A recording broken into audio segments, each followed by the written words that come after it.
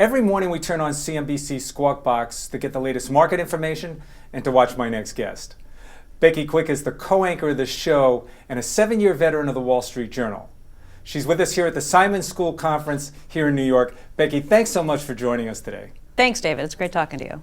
You know, Becky, I followed your career ever since you joined the network in 2001. You talk to some of the brightest minds on the planet, whether it's the Oracle of Omaha or an up-and-coming hedge fund manager. Is there any common trait that some of these great investors have? Yes, I think if there's one thing that I've been struck by, it's the people who I've met who I think are the smartest people I've ever met. They tend to read a lot. Really? I mean, not just a book here or there. These are people who read 6 newspapers a day. They devour books. They've always got a few books that they've just read.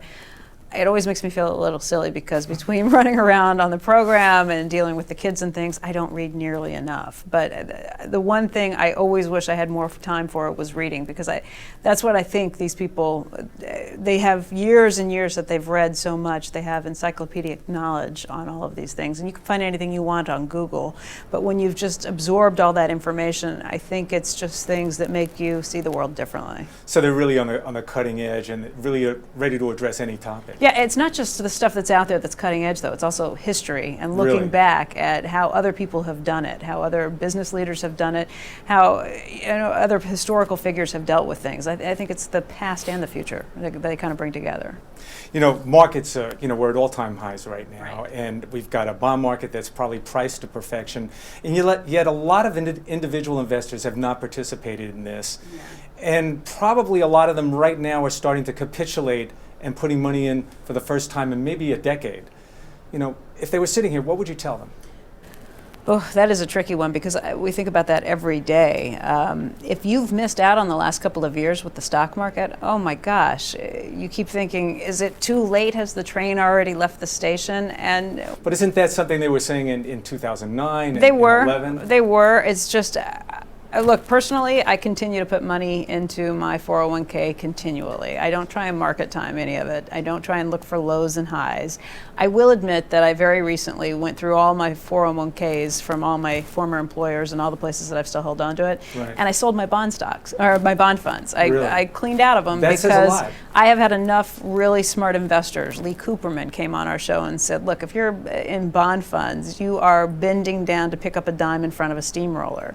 Warren Buffett just told us last week he wouldn't own bond funds, that's not the place to be. I had enough of these huge investors tell us that I finally did go through and kind of say, you know, what am I doing with this? I'm not going to hold, I may have maybe 5% in bond funds now, but those people who tell you 60-40 split, It's too late. Constantly they have told us don't do that. And you never know when the markets are going to turn, but You know, what did you do with that money? Did that money go from bonds into stocks, or did it just go to cash? yeah, it went into equity funds. I mean, did? we're not allowed to own individual stocks aside from Comcast and General Electric, Okay. our 2 owners, but I have mutual funds, and yeah, I put it in equity mutual funds because I'm not looking to touch this money anytime soon. It's something that I'm going to be using decades down the road, and I think the best place you could put it is in the equity market, and I'm not worried about a blip here or there, or even a 5 or 10% decline here and there. This is stuff that I want for long term, and long term, I do think equities are the best place to be. You know, we only have a minute left, and I want to talk about responsibility of the media. And it's pretty easy to get caught up in the emotion of markets hitting new highs or even new lows like we did in 2008. How important is it, from your perspective, for the media to paint that a very balanced approach to their what they're discerning to the public? Yeah, I think the average man on the street, the Main Street person who's looking at investing, they're the ones who typically end up getting in too late and wind up holding the bag. And I think if you are waiting for somebody to give you a hot stock tip, if you are waiting for someone to tell you that this is it, that's the wrong attitude. If you are someone who's a long-term investor, I think you should listen to what's happening and what's going on out there, but don't let it go straight to your head. And I try not to do that too. I spend 3 hours a day talking to these people, but again, try and maintain a little bit of a long-term perspective. I think that's the best you can tell people. Becky, thank you so much for taking the time today. Thank you. It's great talking to you, David.